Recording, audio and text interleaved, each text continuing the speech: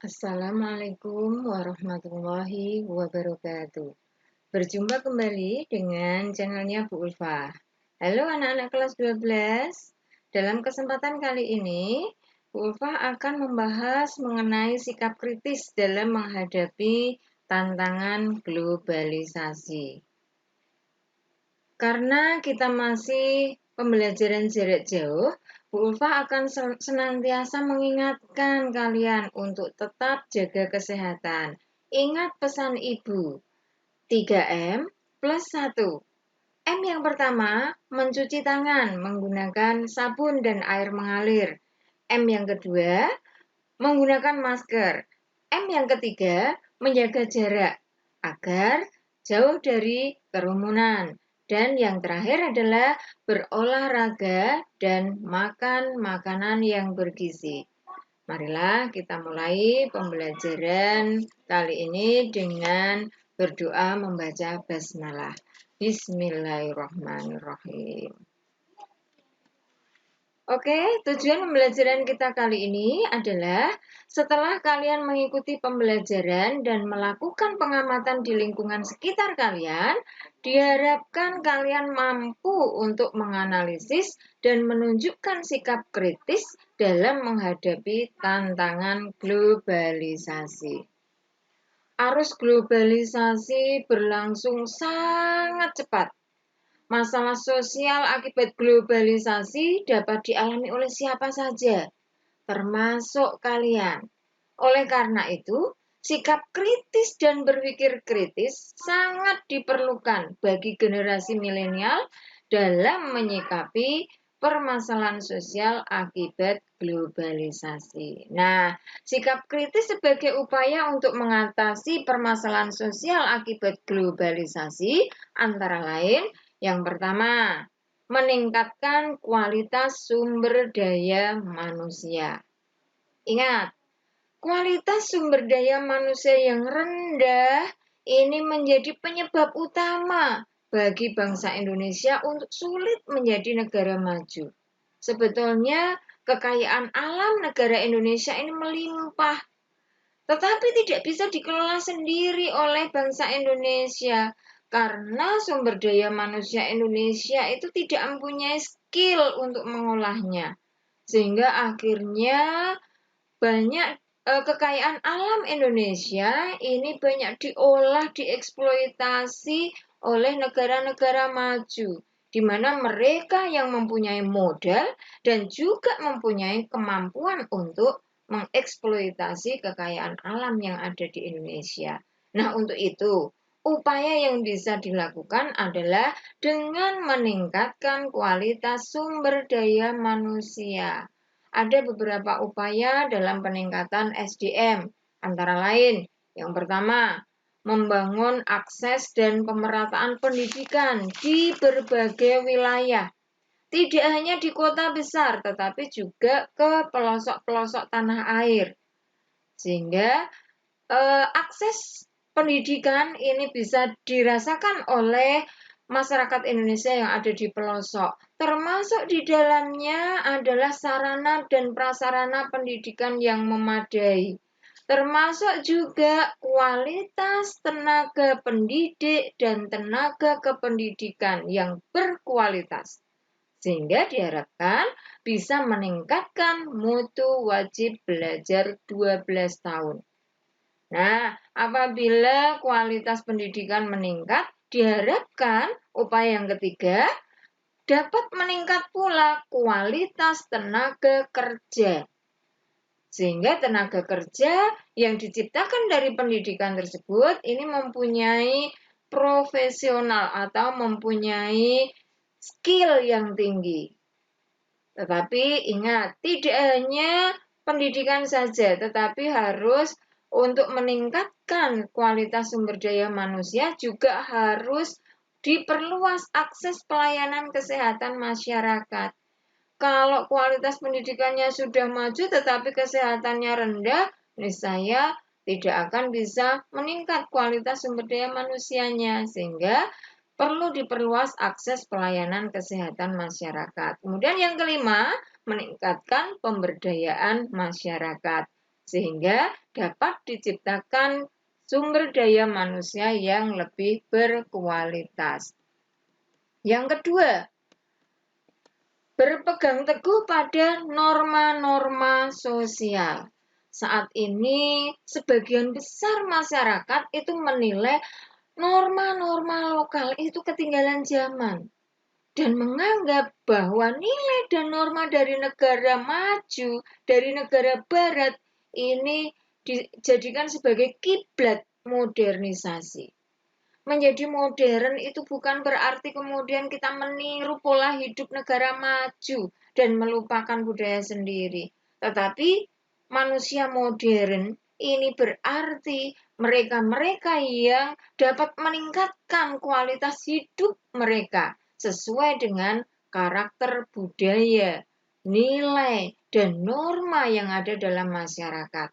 Karena nilai norma dan adat yang ada dalam masyarakat ini sungguh bagus, sungguh harus bisa dilaksanakan dalam kehidupan sehari-hari. Antara lain, norma agama, norma kesopanan, kesusilaan, hukum, adat istiadat.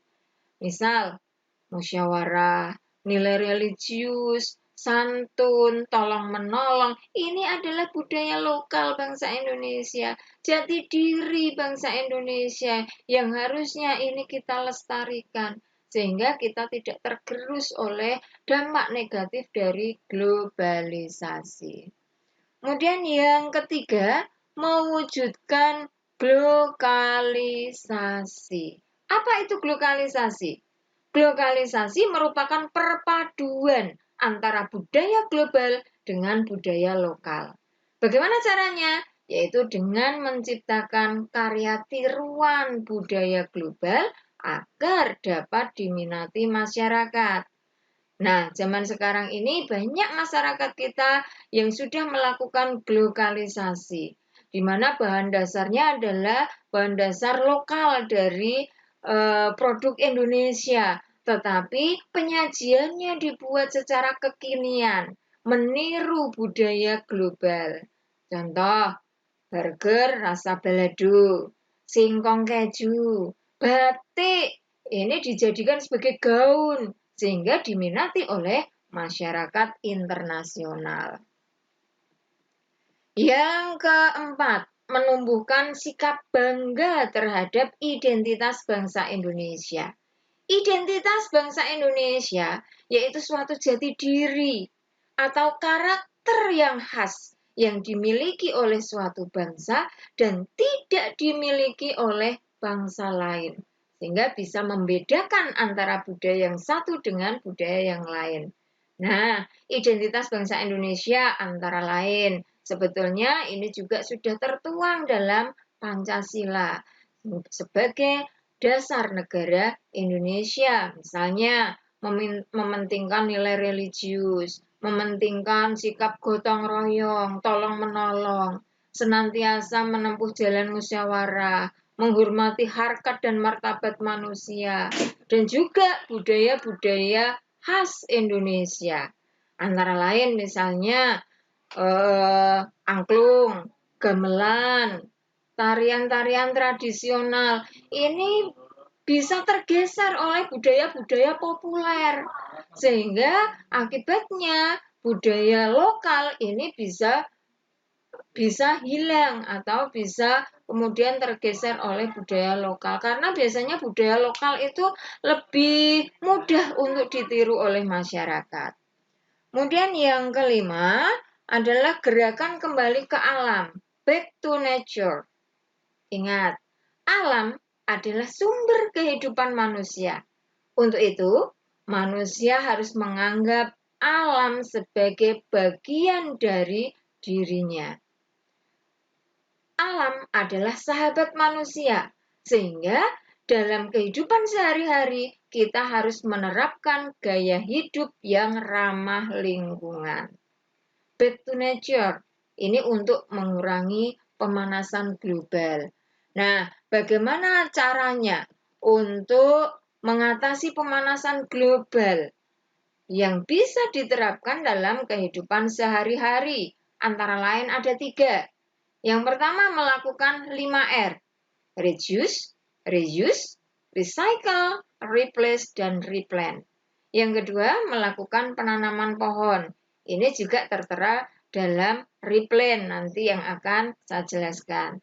Kemudian yang ketiga, memproduksi bahan bakar alternatif yang ramah lingkungan. Seperti pengolahan limbah-limbah menjadi biogas. Limbah dari pabrik tahu bisa digunakan diolah menjadi biogas. Limbah dari kotoran ternak kambing bisa digunakan diolah menjadi biogas. Nah, sekarang akan kita bahas mengenai 5R. R yang pertama adalah reduce, artinya mengurangi, yaitu upaya untuk mengurangi timbunan sampah. Reduce ini bisa dilakukan bahkan sebelum timbunan sampah itu tercipta. Caranya bagaimana?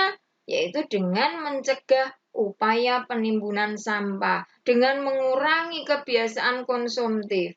Nah, kita dalam sekolah kita misalnya, kalian dibagikan tempat makanan, tempat minuman, ini dalam rangka supaya kalian itu tidak konsumtif, kalian bawa bekal dari rumah, bawa makanan, bawa minuman dari rumah, sehingga tidak banyak untuk jajan di kantin. Di kantin juga sudah tidak menyediakan plastik, sehingga kalian kalau jajan ke kantin, mau beli es, silakan kalian bawa tempat minum sendiri. Contoh yang lain, mematikan lampu pada siang hari, mematikan keran jika tidak digunakan, menggunakan email untuk berkirim surat, dan sebagainya. Yang kedua, reuse, menggunakan kembali, yaitu memanfaatkan kembali barang yang sudah tidak bisa digunakan agar tidak terjadi penumpukan sampah. Contoh, botol-botol air mineral ini bisa digunakan lagi menjadi pot tanaman, menjadi hiasan dinding, menjadi bunga, dan sebagainya. Kemudian yang ketiga, recycle, daur ulang sampah, yaitu melakukan pengolahan kembali sampah sehingga tercipta barang baru. Misal, sampah organik bisa kita gunakan sebagai dibuat kompos. Sampah anorganik bisa diolah menjadi tas, menjadi sepatu, dan lain sebagainya. Kemudian yang keempat, replace, mengganti. Artinya, mengganti pemakaian barang sekali pakai ke barang-barang alternatif yang lebih ramah lingkungan. Caranya dengan memilih wadah, kantong, benda yang dapat digunakan berulang kali. Misal, pemakaian sapu tangan untuk menggantikan tisu yang sekali pakai. Pemakaian tempat minum untuk menggantikan plastik yang digunakan sebagai tempat es dan sebagainya. Kemudian yang terakhir, replant, yaitu penanaman kembali. Saat ini, pelepasan gas karbon semakin meningkat, sedangkan lahan hijau yang menyerap gas karbon ini semakin berkurang karena adanya industrialisasi maupun peralihan fungsi lahan.